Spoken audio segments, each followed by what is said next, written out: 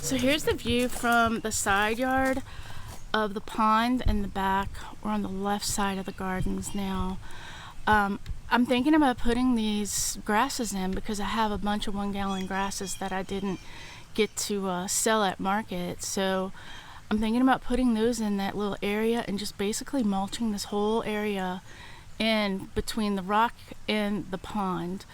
And that way I don't have to worry about any grass or anything, and just kind of reducing my water needs.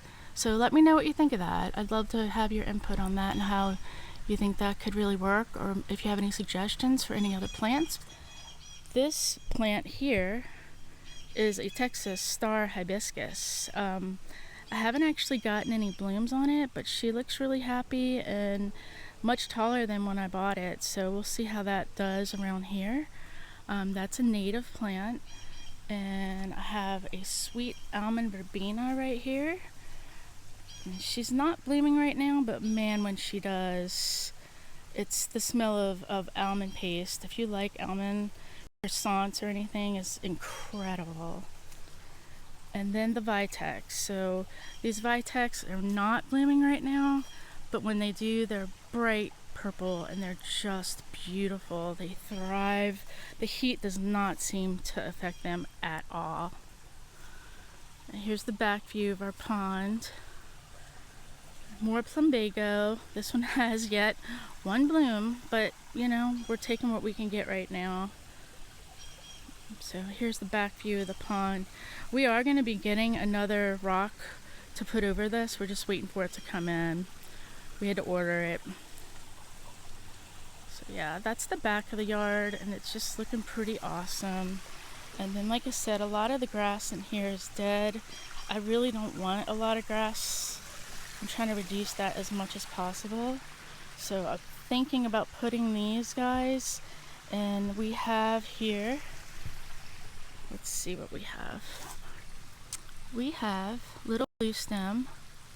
That's one of the grasses that I'm thinking of. This one's looking a little healthier, but it's got like a very bluish colored foliage, but it also has some of that, you know, this color, like kind of a rusty color, and I think it's going to be really pretty during the fall.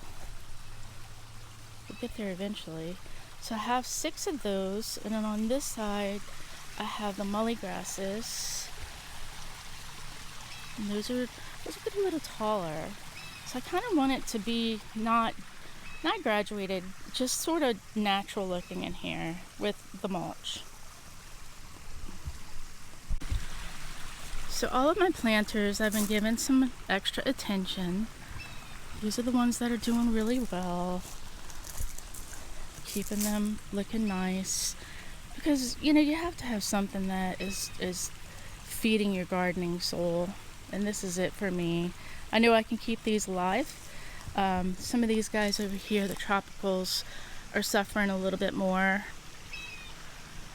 I do have faith that in the fall they'll come back. Some of them I think I'm just going to replace and go with something a little more drought tolerant. So I have a lot of the irises that are actually kind of bogged down into the rock here, so they're going to just always naturally get water. I think they're doing really great. And I have some of these violet irises that are absolutely stunning, but right now I cut them back to try to get some new growth going on them. They're just a little bit withered and done, so I think by cutting them back that I'll get some new pieces. You can kind of see right here I'm already getting some new pieces right there. More of our spineless prickly pears. I literally can stick this on the ground and it will root in, but I am going to add some soil in there. I just haven't gotten to it, but it'll thrive and it'll live on the water that's actually in these leaves. They're pretty resilient, and before long they will root into the ground. But I'm going to get some soil for it because I want to garden this whole area. I just haven't gotten to it quite yet. So these are some things I have in my whiskey barrels. I have a lemon tree that's doing really well.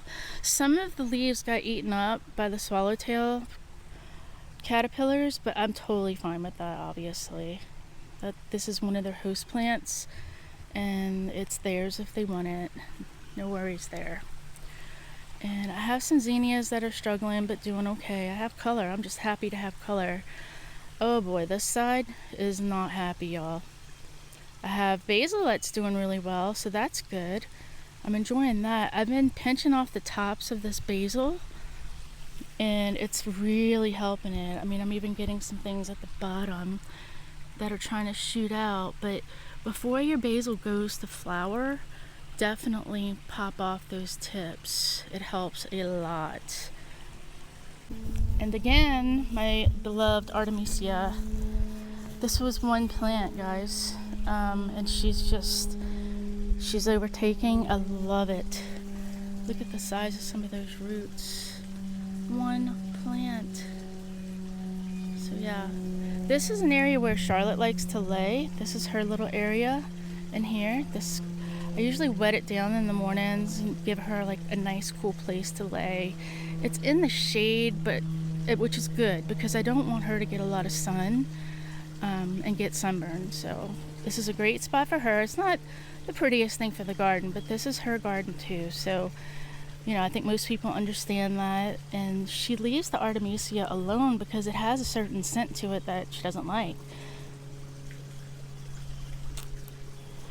So coming over to this side, this is a fence post cactus, a Mexican fence post that's thriving. And we have some petals. I've left some of these petals just laying on the ground to see if I can get them to come back. And then we have some succulents, cactus, another barrel, and the pot. These are my favorite. These always look great. These little metal agaves. Just to add a little pop of color and whimsy. And then coming over here to the fountain.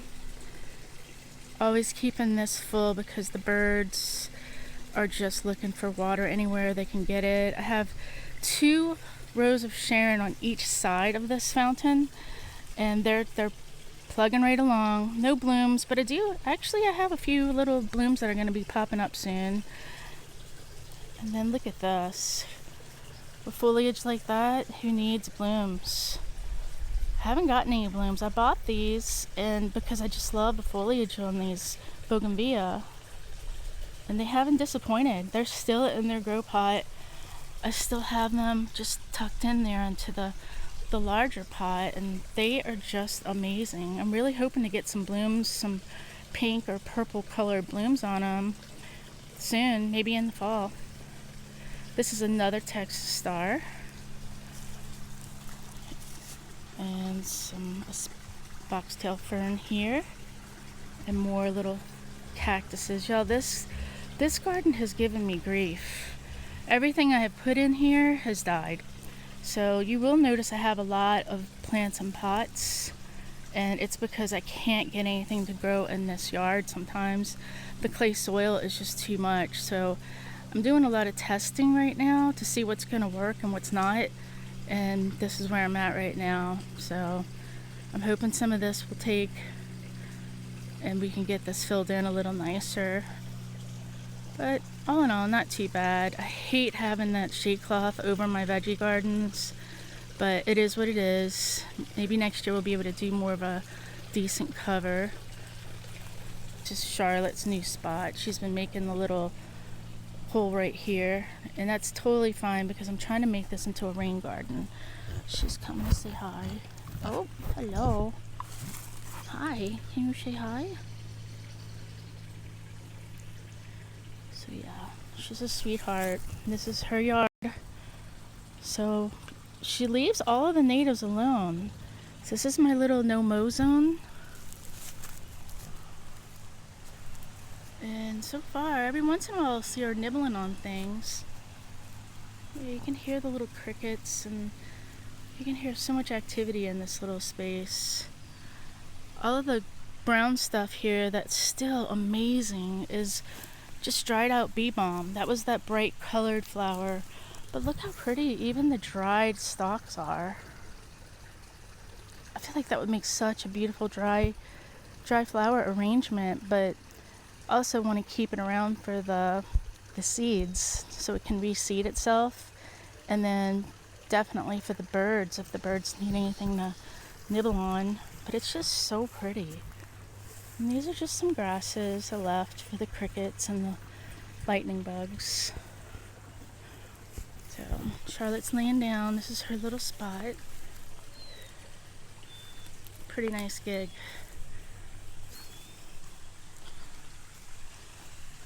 Pretty cool, Charlotte. You're pretty cool. So thanks for being here, guys. I appreciate you. If you stayed this long and watched the whole garden tour, thanks for staying. Thanks for being here, and I hope you learned something today. I'll be posting more pond videos. Everyone seems to really enjoy those. I think it's just something refreshing right now in all this drought.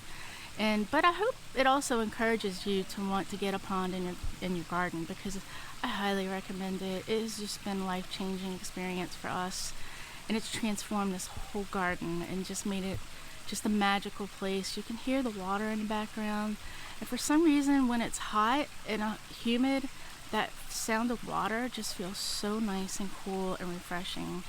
Yeah, so I hope it encourages you. I'm not going to tell you not to do it. I'm going to encourage you to get a pond. Ponds are the best. So look forward for those videos coming up, and I appreciate you being here. I hope everyone has a great day. Thanks a lot.